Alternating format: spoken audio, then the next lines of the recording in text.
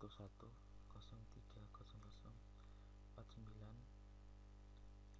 ucapkan terima kasih pada dosen pembimbing saya, Bapak Dengga Asmara. Kali ini saya akan menjelaskan tentang basis data 2, yaitu tentang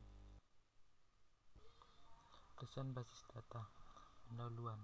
Aktivitas desain basis data menggunakan proses sistematis yang disebut metodologi desain, di mana target basis data diatur dengan RDBMS, ORDBMS, atau ODBMS. Metodologi desain menggunakan alat bantu seperti Designer 2000 dari Oracle, Erwin, BPWin, dan Paradigm Plus oleh Platinum Teknologi, dan lain sebagainya. Biasanya, desain basis data kecil sekitar 20 maka tidak perlu sangat kompleks. Tetapi, untuk ukuran medium atau yang besar, yang melayani beberapa grup aplikasi yang luas hingga sampai ratusan pemakaian, pendekatan sistematis sangat perlu dilakukan. Basis data yang besar dengan data berapa puluh sampai gigabit dan skema dengan lebih dari 30 sampai 40 entiti yang berbeda dapat memenuhi area yang besar dari basis data pemerintahan, industri, dan instansi finansial dan komersial. Sektor industri termasuk di dalamnya, seperti bank, hotel, airline, asuransi, komunikasi. Untuk operasi setiap hari 1 kali 24 jam dalam sehari, 7 hari per minggu, atau operasi 24 kali 7. Sistem aplikasi untuk basis data tersebut disebut sistem pemrosesan untuk volume transaksi besar. Aturan sistem informasi dan organisasi. Sistem basis data menjadi bagian dari sistem informasi dari beberapa organisasi.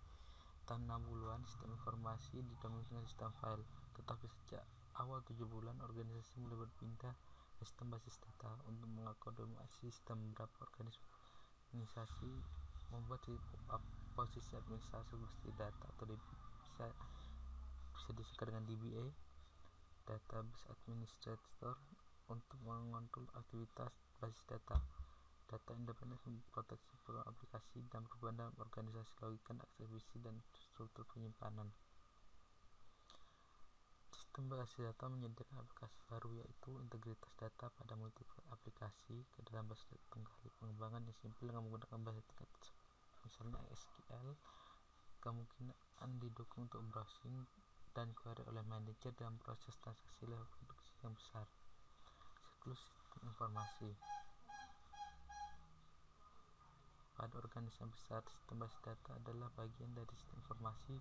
Di dalamnya termasuk semua resource yang dilibatkan dalam koleksi, manajemen, penggunaan, dan distribusi information resource dari organisasi. Pada sistem komputerisasi, resource adalah data itu sendiri, lunak, DBMS, perangkat keras komputer, sistem, media penyimpanan, personal yang menggunakan dan mengatur data, DBA, pemakai akhir, dan pemakai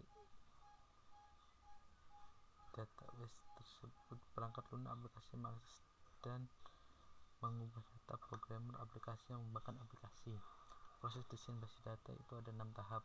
Pertama, koleksi dan analisis kebutuhan desain basis datanya, pemilihan DBMS, pemetaan model data, desain basis data fisik, dan terakhir implementasi serta tuning sistem basis data.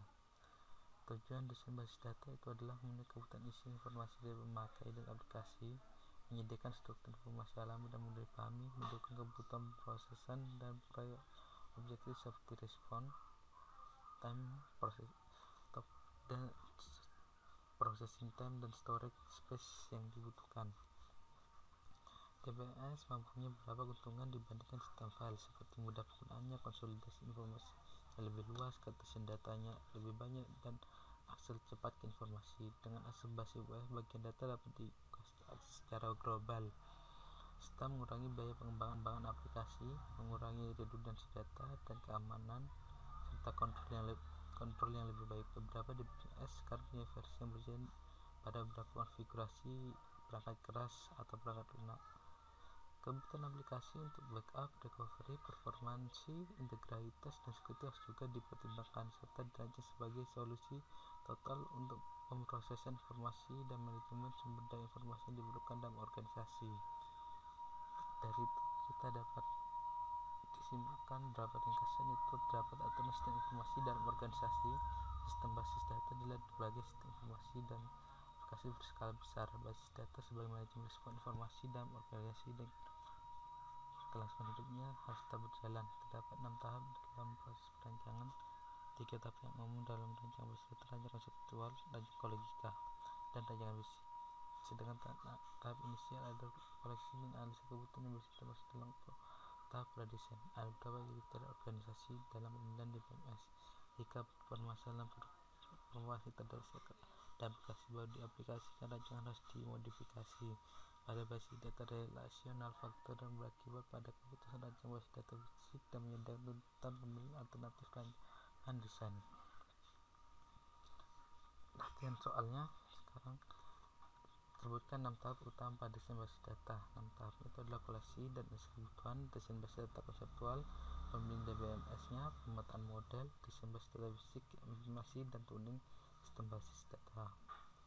Kemudian tahap pemilihan basis data harus berdasarkan beberapa faktor ekonomi dan kebijakan organisasi, faktor teknis berhubungan ketepatan DBMS yang akan dipilih. Yang termasuk faktor teknis itu misalnya tipe DBMS-nya, struktur penyimpanan dan akses batch yang didukung DBMS, ketersediaan terbuka pemakai dan pemrogram, tipe bahasa query yang tingkat tinggi, ketersediaan laba untuk pengembangan, kemampuan berhubungan dengan operator client server, dan lainnya. Mengapa perancangan skema dan aplikasi dilakukan secara paralel?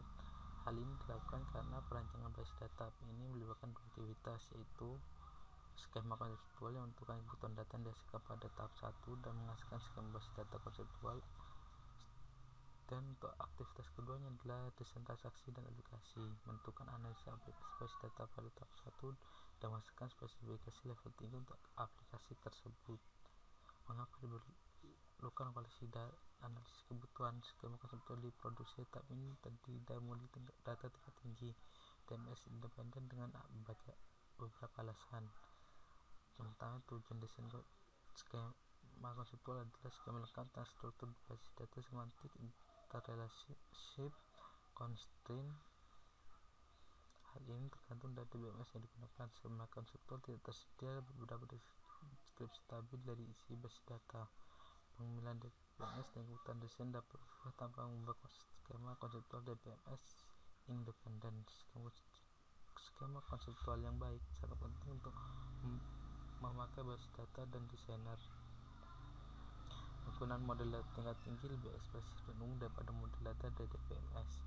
Mengapa diperlukan koleksi dan analisa kebutuhan? Untuk mengetahui dan menganalisa keinginan pemakai terhadap suatu basis data hingga detail, serta menentukan kebutuhan yang diidentifikasi bagian lain dari SI yang berhubungan sistem basis data, termasuk dalam paket dan aplikasi baru yang sudah ada. Kemudian kebutuhan tersebut dikoleksi dan dianalisa untuk membangun sebuah aplikasi basis data.